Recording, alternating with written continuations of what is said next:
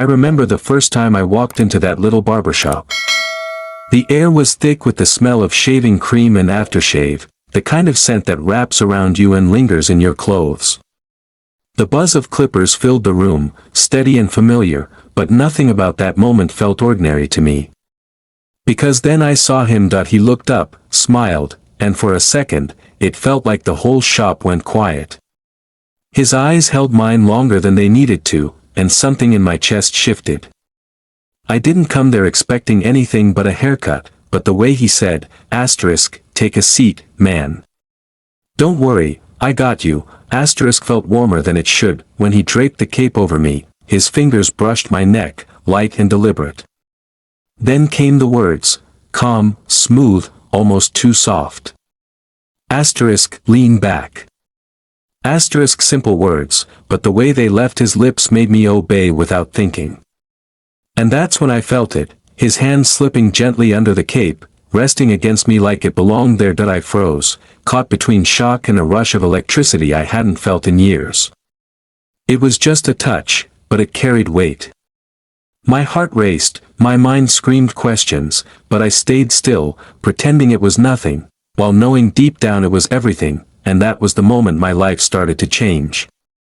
I remember the first time I walked into that small barbershop, the kind of place you pass 100 times and never really notice until one day you decide to step inside. The air hit me first, a mix of shaving cream, hair products, and that faint woody smell of old chairs polished too many times. The sound of clippers buzzed in the background, steady and mechanical, but somehow comforting. I had been walking around with my thoughts heavy for weeks, and maybe that was why I ended up there. I wanted something simple, something normal, a haircut to freshen myself up. But nothing about that day turned out to be normal. He looked up when I walked in. The barber. His eyes caught mine, and I swear it was like someone had pressed pause on everything else. He had this calm confidence about him, the way he stood with his sleeves rolled up, his hands steady but relaxed, like he had nothing to prove. When he smiled, it wasn't forced. It was warm, genuine, the kind of smile that sneaks into you before you even realize you're smiling back. I felt awkward for a second, caught off guard, but I sat down in the chair he pointed to. "Take a seat, man. Don't worry, I got you," he said. Simple words, nothing unusual, but they carried a weight I couldn't quite explain. He draped the cape around me, and that's when his fingers brushed against my neck. It was light, casual, maybe even an accident, but the way my body reacted told me it wasn't just skin against skin. It was something more. A spark I hadn't felt in years, something I thought I had buried deep. The shop wasn't crowded, just a couple of people flipping through their phones, the low hum of small talk between strangers. But my world had narrowed down to him. His voice, smooth and steady, asking me what kind of cut I wanted. His hand adjusting the cape, tugging it into place, fingers grazing my shoulder as if they had every right to linger there. And then came the moment that still replays in my mind, clear as daylight. "Lean back," he said. The words slipped out so casually, but the way he said them, it was like a command and an invitation at the same time. I leaned back, my heart pounding harder than it should for something so simple. And then, slowly, almost deliberately, his hand slipped under the cape. At first, it rested against my chest like he was just steadying me. But it stayed there. Just long enough for me to know it wasn't an accident. Just long enough for me to wonder if he knew exactly what he was doing. That I sat frozen, my mind racing with questions I couldn't ask. Was this real, or was I imagining it? Was this just how he treated all his clients, or was there something different here? My chest rose and fell under the weight of his hand, and I couldn't tell if he felt my heartbeat thundering against his palm. I wanted to speak, to say something, anything, but my throat closed up. So I sat there, pretending to focus on the mirror, pretending it was all normal, when inside I was a storm of confusion and electricity. That he pulled his hand back after a moment, smooth and unbothered, as if nothing unusual had happened. He carried on cutting my hair like everything was perfectly ordinary. But I knew, deep down, it wasn't. Every movement, every brush of his hand near my face, every glance in the mirror felt like it carried another layer of meaning. I tried to steady my breathing, to tell myself I was reading too much into it, but the truth was undeniable. I felt something. Something I hadn't let myself feel in a long time. When the haircut was done, he brushed the loose hairs from my neck with a flick that was too gentle, too deliberate to ignore. I caught his eyes in the mirror again, and for a split second, it was like he was searching for something in mine. Like he wanted me to know without words. My chest tightened, and I looked away, afraid of what I might say if I didn't. That I paid, thanked him, and stepped out into the fading daylight. The air outside felt different, cooler somehow, sharper against my skin. I should have gone home thinking it was just another haircut, just another ordinary day. But I didn't.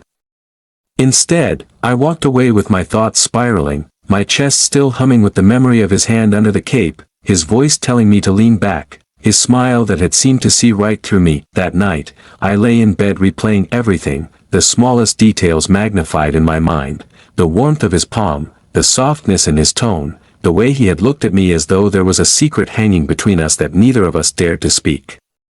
I turned it over again and again, trying to decide if I was imagining it, if I had simply read too much into a barber doing his job. But no matter how many times I tried to dismiss it, the truth kept pressing against me. It wasn't nothing. It was something, and I couldn't stop myself from wanting to feel it again. It took me weeks to convince myself to go back. I told myself I needed a trim, that my hair was getting too long, that it was just practical. But the truth was clearer to me than I wanted to admit. I wanted to see him again. I wanted to know if what I felt that first time had been real, or if it was only in my head. The days leading up to it were filled with restless energy. I caught myself looking in the mirror more than usual, wondering if he would notice the changes in me, wondering if he would even remember me at all. When I finally walked through the door of the barbershop again, the bell above it chimed, and for a moment I froze in the doorway. He was there, standing with his back to me, cleaning his tools, and when he turned, his face lit up with recognition that sent a shiver through me. "There he is," he said with a grin, his voice low and familiar. "Back for round 2. Just the fact that he remembered me, remembered my face, maybe even my name, made something tighten in my chest. I smiled nervously, shrugged like it was no big deal, and sat down. But inside, I was alive with anticipation, the kind that made my skin sensitive to every movement around me. He tied the cape around my neck again, fingers brushing my skin, lingering just a breath longer than necessary. I tried to steady my breathing, tried not to let him see what his touch was doing to me. That we talked more this time. The small talk from before had shifted into something deeper, more personal. He asked about my job, where I was from, what I liked to do in my free time. His questions didn't feel like idle chatter, they felt intentional, like he was genuinely curious.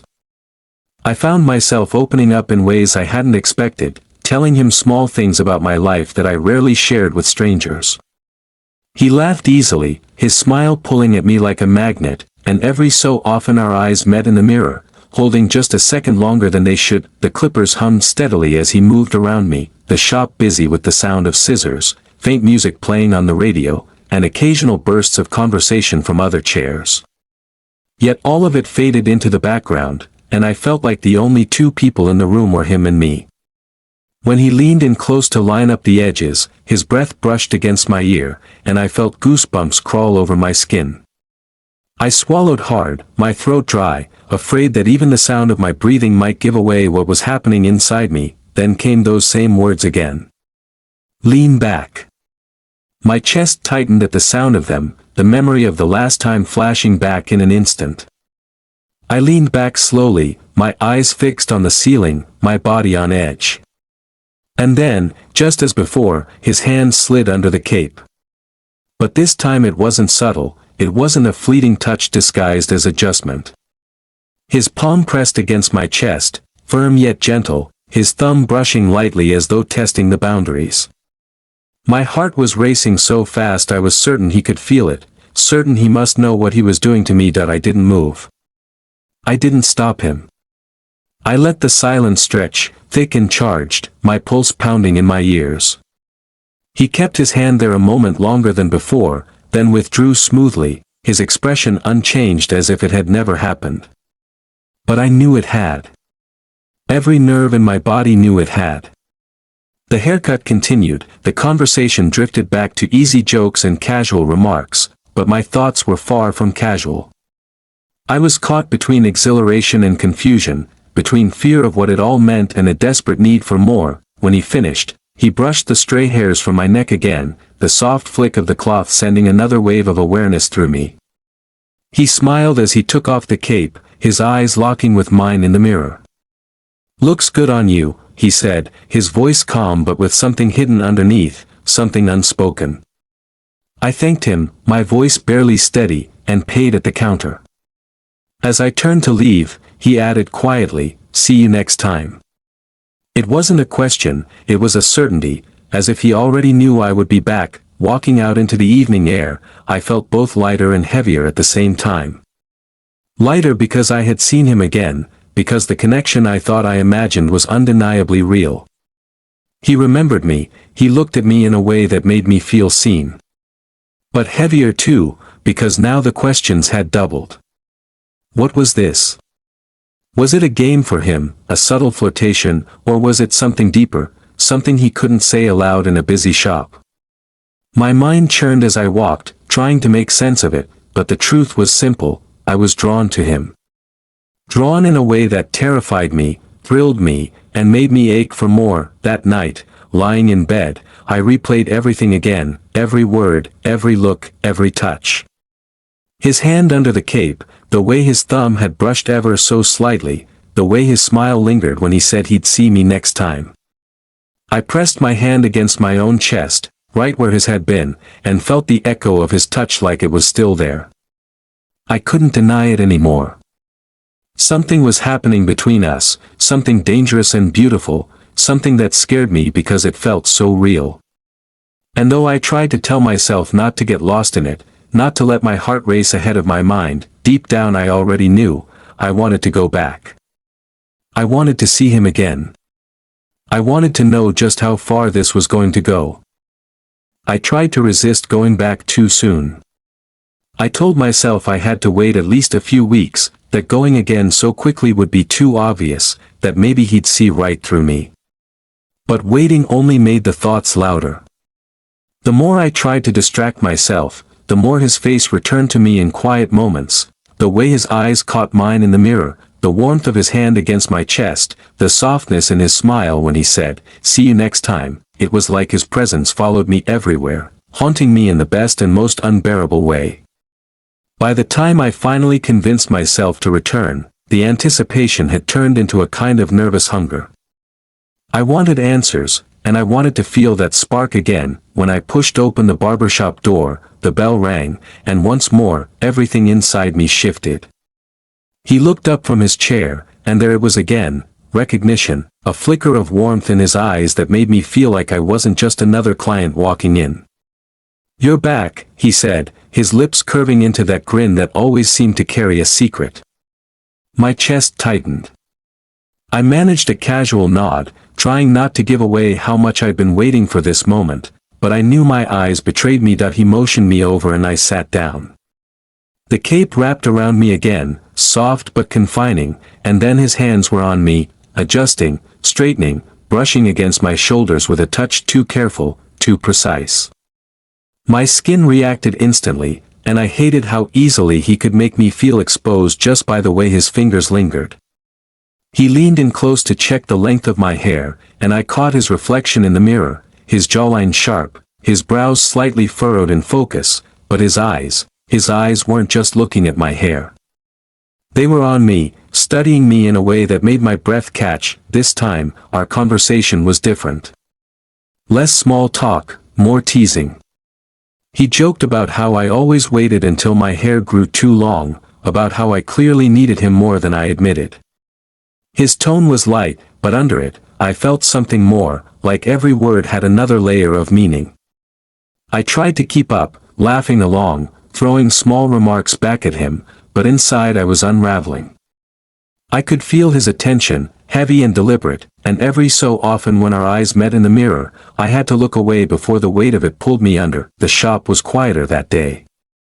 Only one other customer sat in the corner, scrolling through his phone, and the hum of clippers filled the silence between us. It almost felt private, like the world had shrunk down to just the two of us again. He leaned close to shape the edges at the back of my neck, and his arm brushed against me. His touch was light, but it stayed a moment longer than it needed to. My pulse quickened, and I clenched my hands beneath the cape, willing myself to stay calm, and then it happened again. "Lean back," he said. His voice was steady, but the way the words fell made my stomach flip.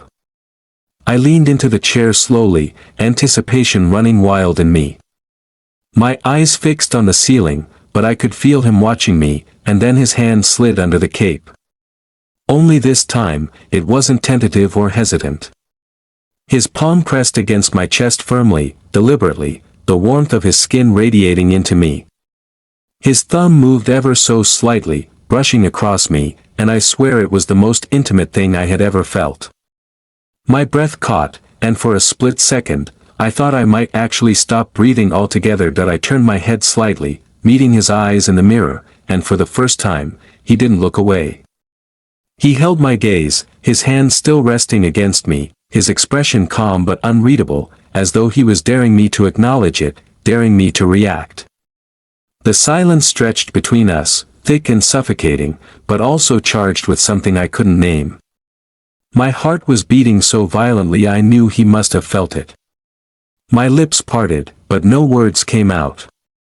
I couldn't move, couldn't speak, could only sit there as his hand stayed, and then, just as smoothly, slid back out as if it had never happened. That he carried on with the haircut, his face a mask of focus, his hand steady as though nothing unusual had just taken place. But I knew better. Every nerve in my body was still buzzing, every beat of my heart was still echoing against my ribs.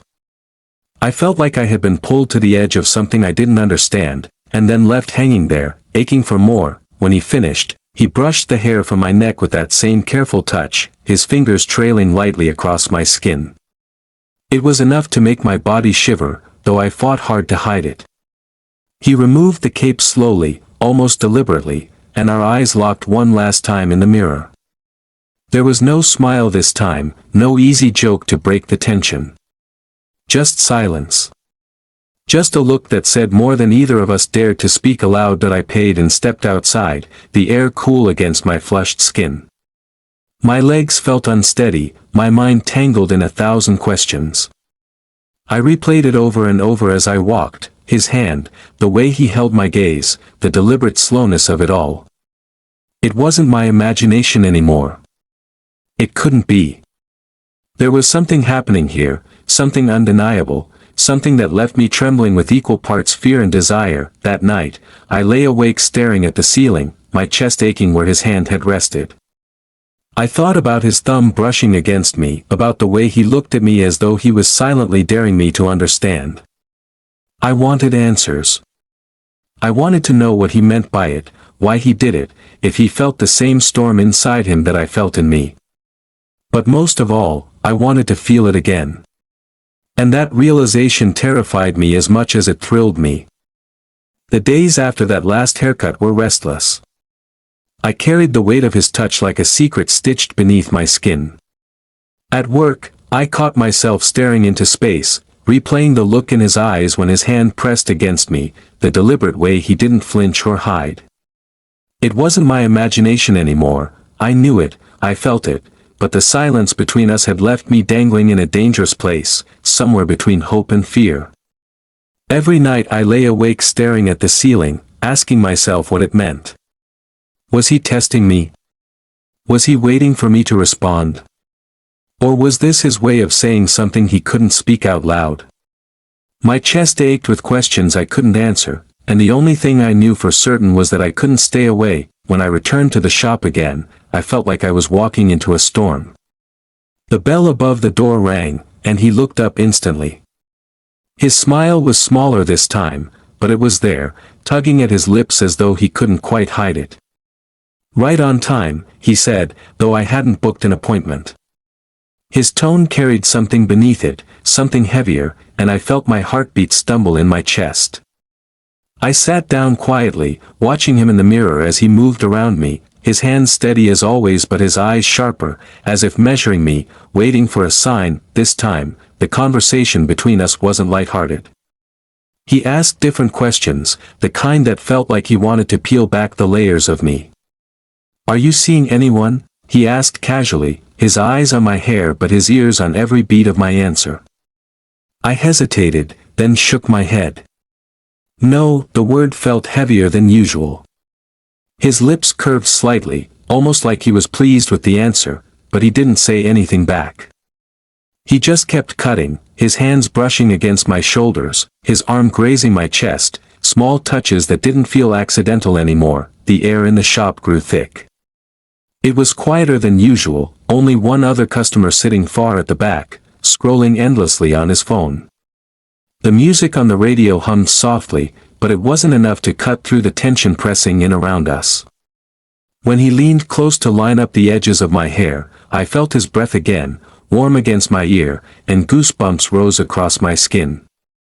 I clenched my fists beneath the cape, fighting the urge to shiver, fighting the urge to let out the breath I was holding, and then, like clockwork, it came. "Lean back," he murmured. My body obeyed before my mind caught up, sinking into the chair, my pulse hammering in my throat. His hand slipped beneath the cape again, slow, deliberate, resting against my chest like he was claiming a space he knew was his. This time, though, he didn't pull away quickly. He stayed there, his palm steady over my racing heart, his thumb brushing in small circles that made my whole body tighten.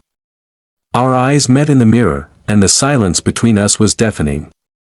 It was no longer about subtlety. It was about acknowledgement, about daring each other to admit what was happening, that I wanted to speak, to say something that could break the tension, but the words caught in my throat. My body betrayed me instead, chest rising and falling faster beneath his touch, breath quick and shallow. He must have felt it, must have known, because his eyes softened, his jaw tightened, like he was holding back something he wanted to let out.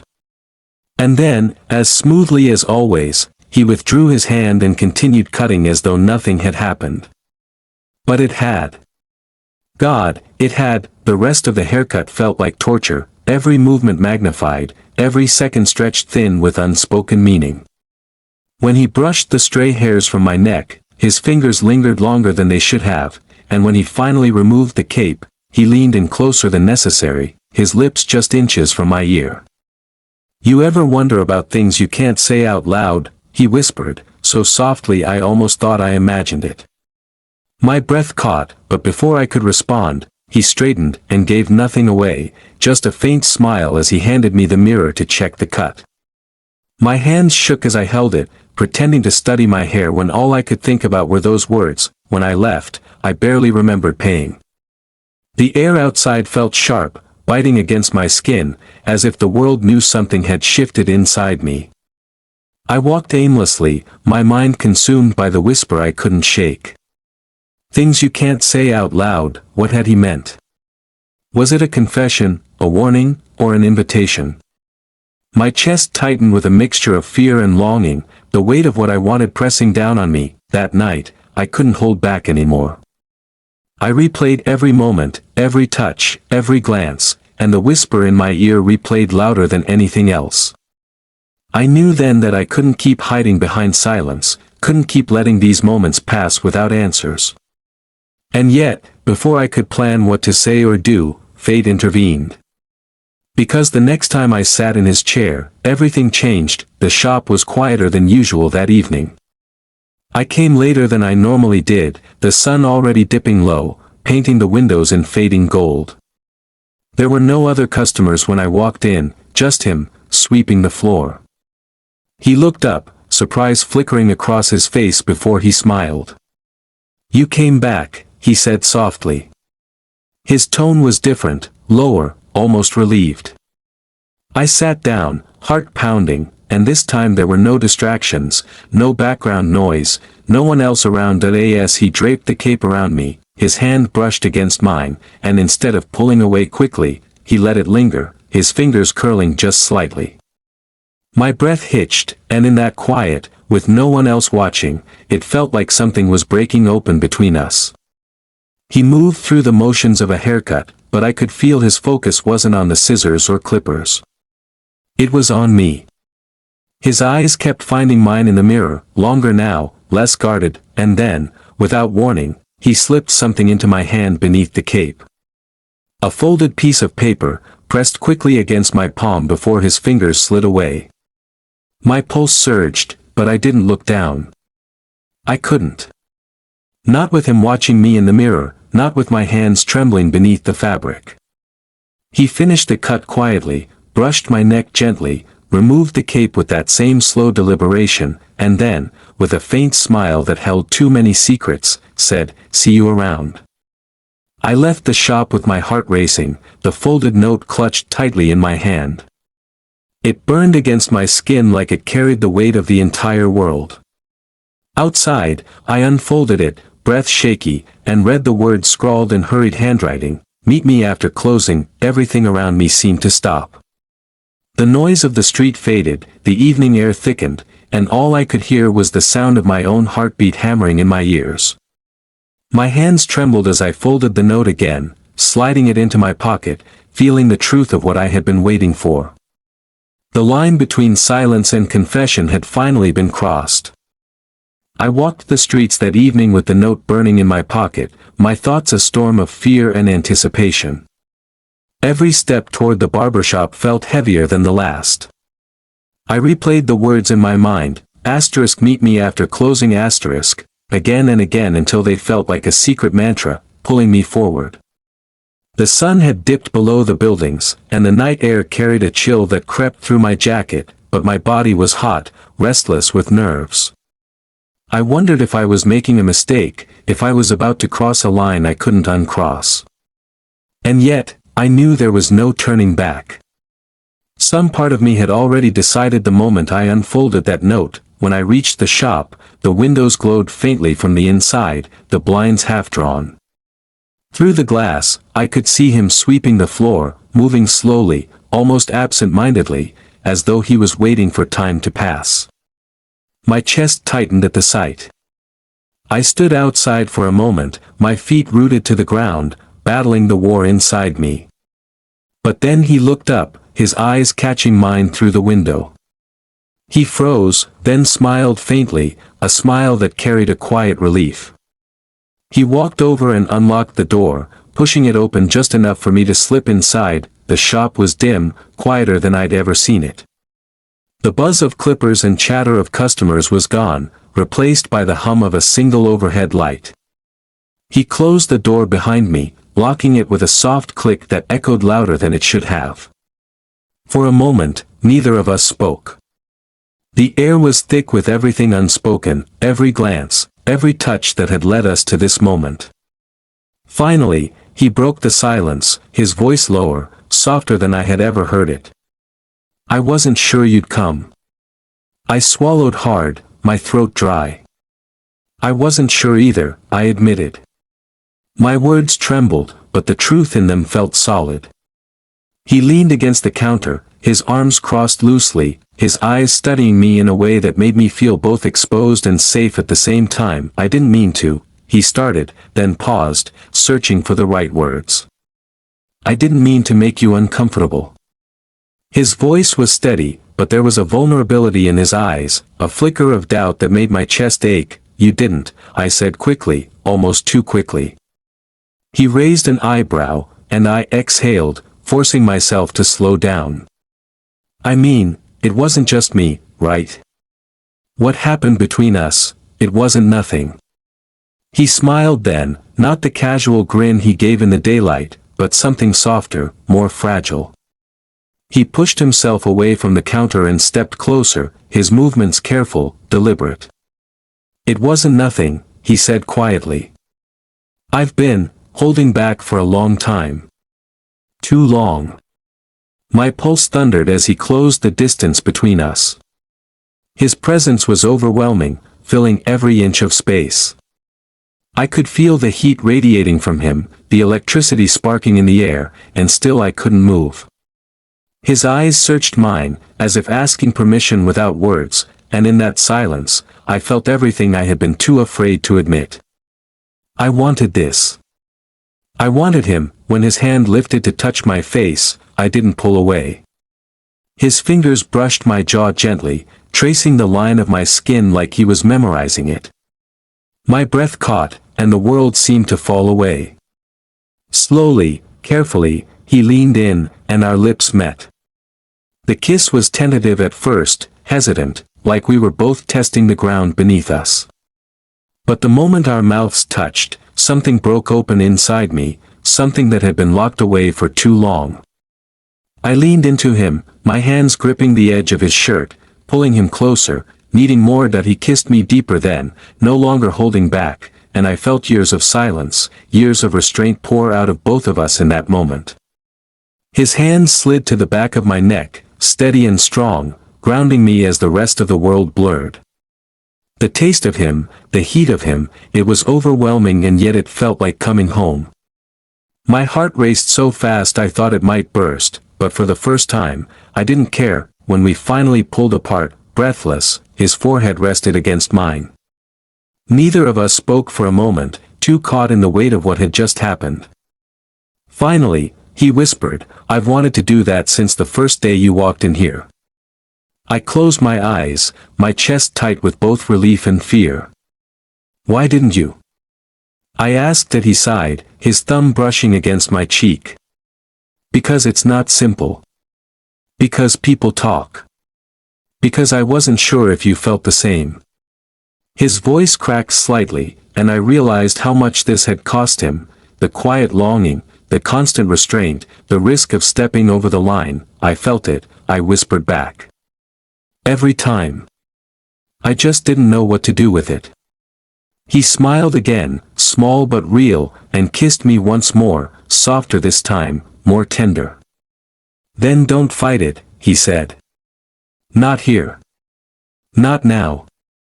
We spent the rest of that night in quiet conversation, sitting in the empty shop, the hum of the lights above us the only sound. We talked about the things we had both kept hidden for so long, the fear of being judged, the exhaustion of pretending, the loneliness of silence. He told me about his childhood, about hiding who he was, about the weight of expectations that never fit. I told him about the years I had spent denying myself, about the walls I built to survive. And in that shared vulnerability, something deeper grew between us. That it wasn't just attraction, I realized. It wasn't just the thrill of secret touches and stolen glances. It was connection. It was two people finding themselves in each other, in the quiet spaces where no one else was watching.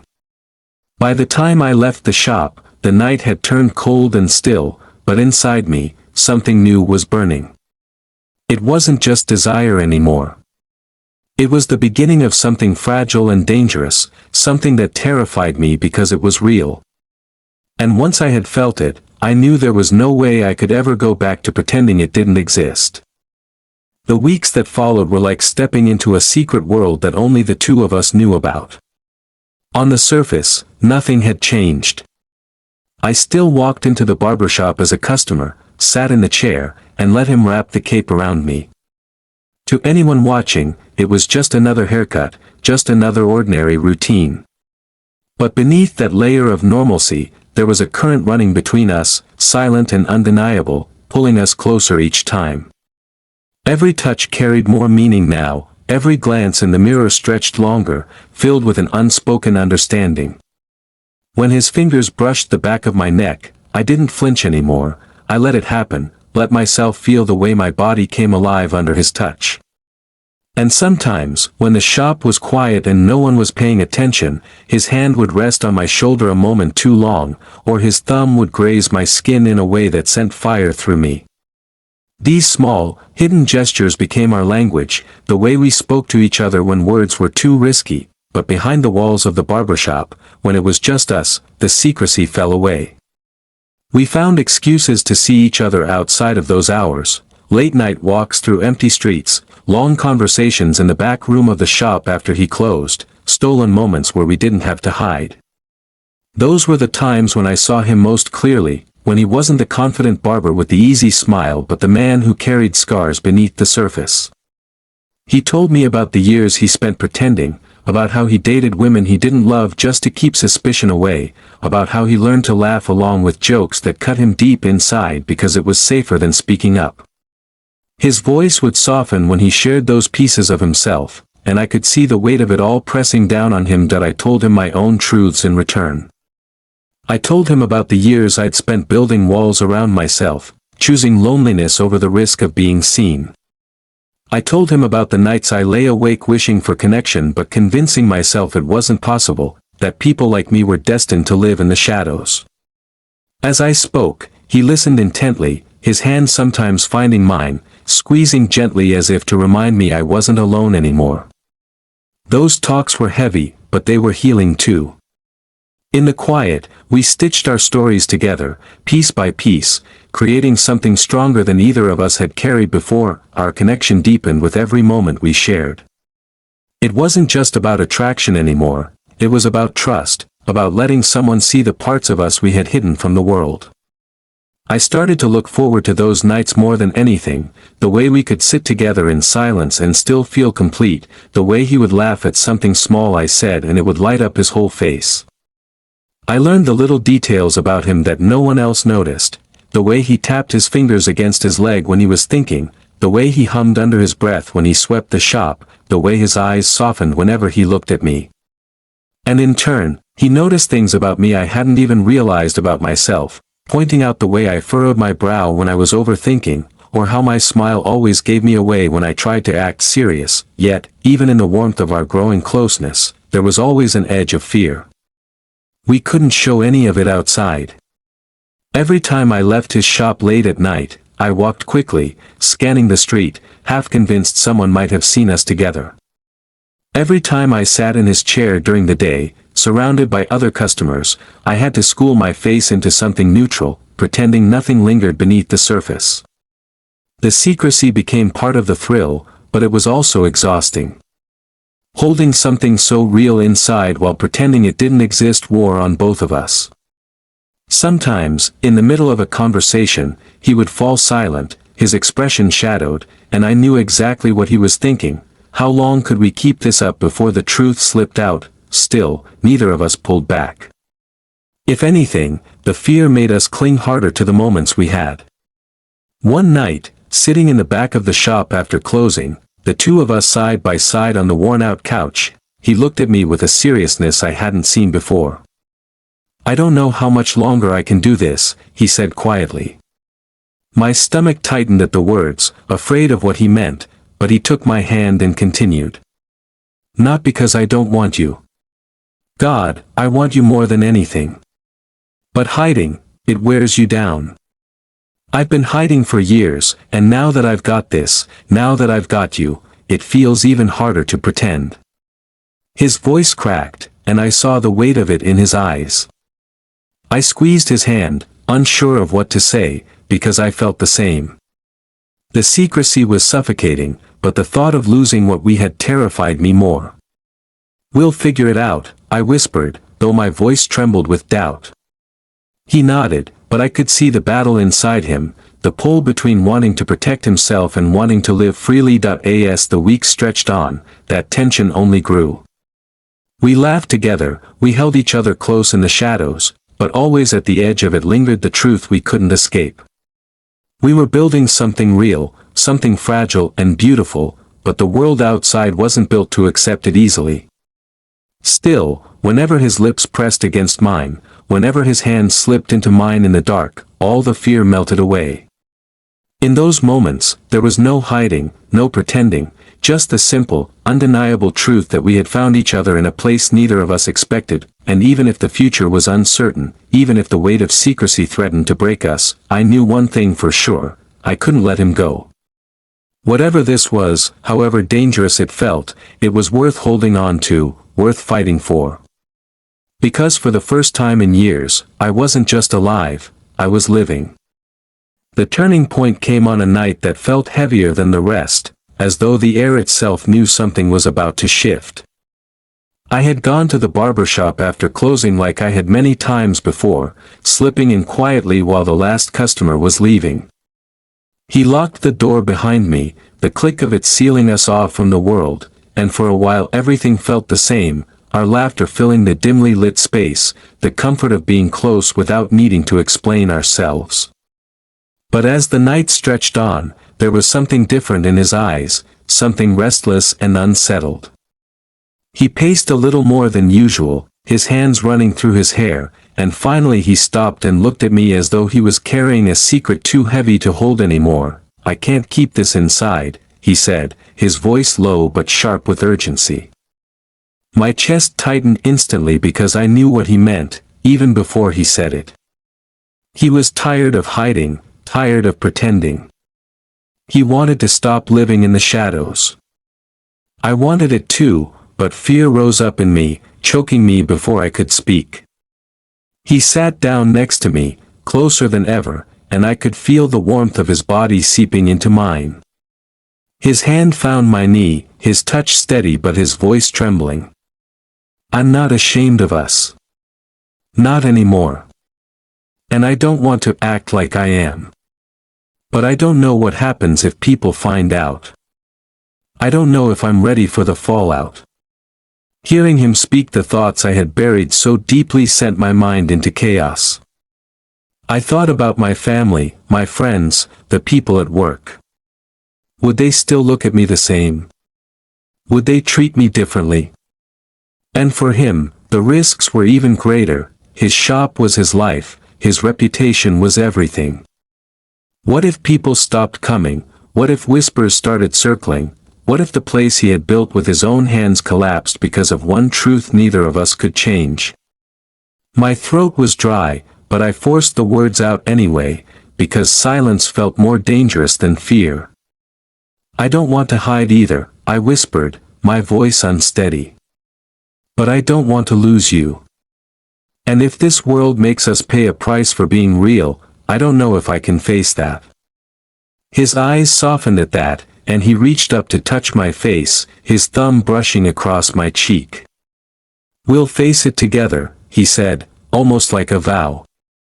Those words burned into me, wrapping around my heart like a promise that no matter what came, neither of us would stand alone.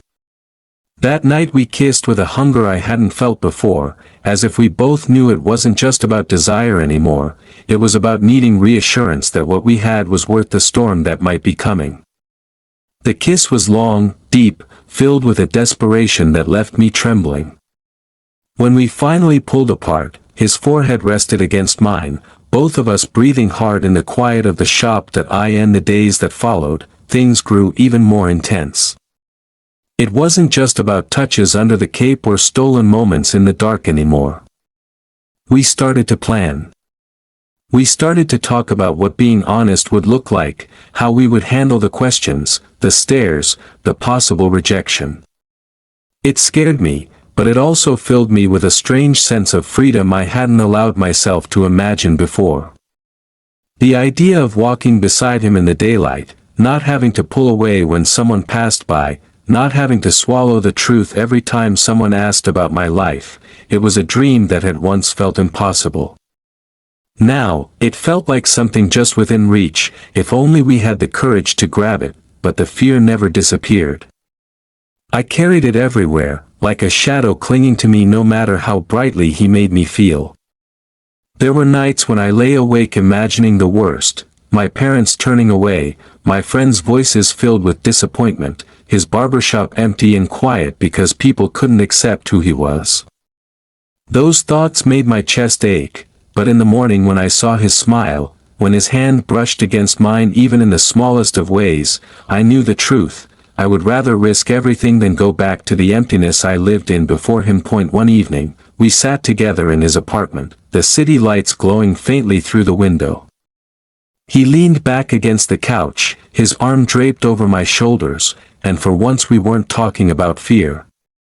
We were talking about the future. Simple things. places we wanted to travel, meals we wanted to cook together, even silly arguments we knew we'd probably have someday. It was the kind of conversation couples had all the time, but for us it felt revolutionary, like we were daring to believe in a world that belonged to us.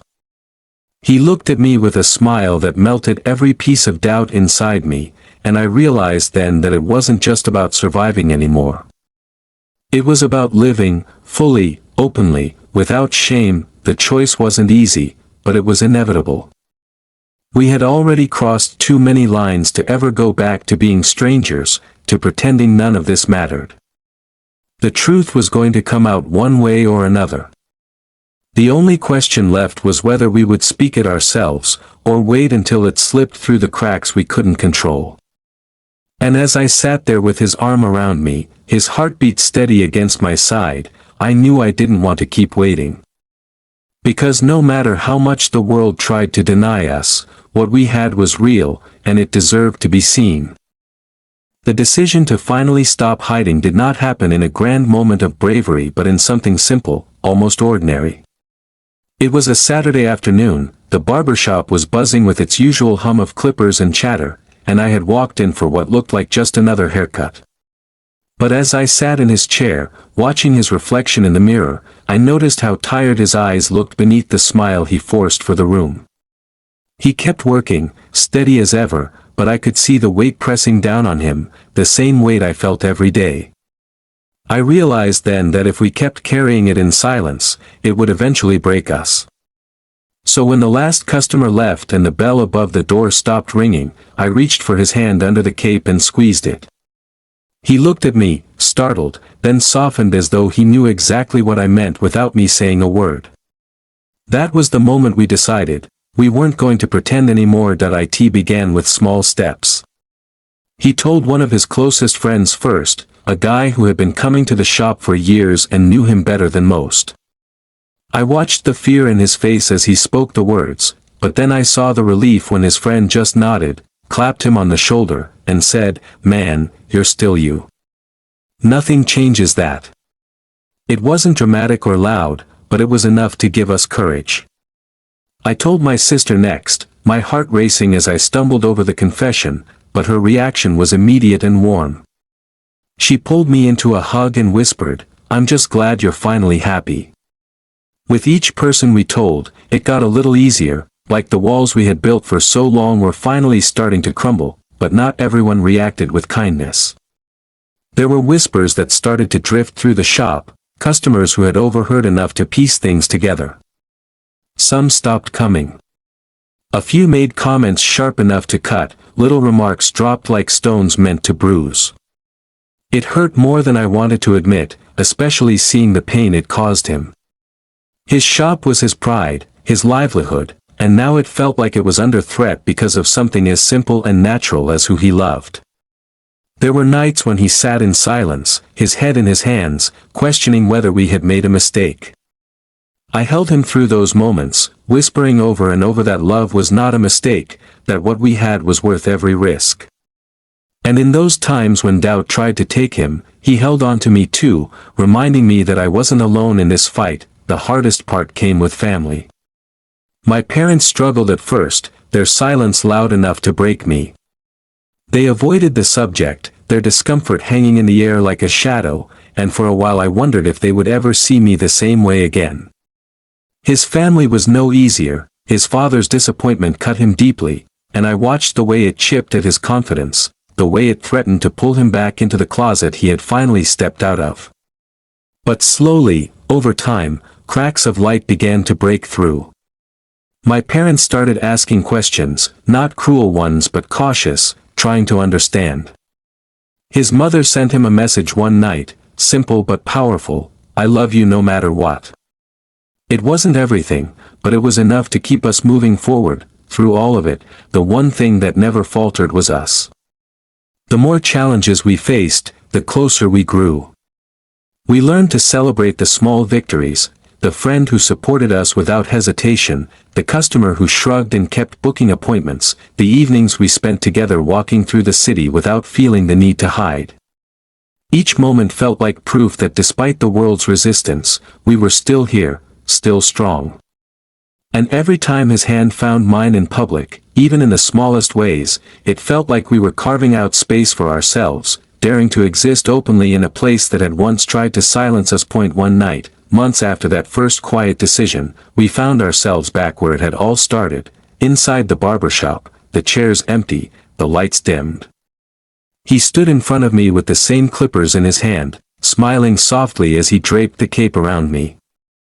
But this time, there was no secrecy in his touch, no fear in the way he leaned close. He whispered, "Lean back," like he had that very first day, but instead of slipping his hand under the cape in a hidden gesture, he took my face in his hands and kissed me openly, without hesitation, without shame. It was the same space, the same chair, but everything had changed. What was once a secret spark had become a flame we no longer hid, a love that had endured whispers, rejection, fear, and still burned brighter than ever. That kiss felt like the closing of one chapter and the start of another. It wasn't the end of the struggle. We knew there would always be people who didn't understand, always moments where the world tried to remind us we didn't fit into its narrow expectations. But standing there in the quiet of the shop, his lips against mine, his arms pulling me close, I realized it didn't matter. Because for the first time in both of our lives, we weren't pretending. We weren't hiding. We were simply ourselves, together, and that truth was stronger than any doubt, any fear, any whisper of hate that tried to tear us down. And in that moment, I understood that love wasn't just something we had found, it was something we had fought for, something we had chosen, and something we would keep choosing for the rest of our lives.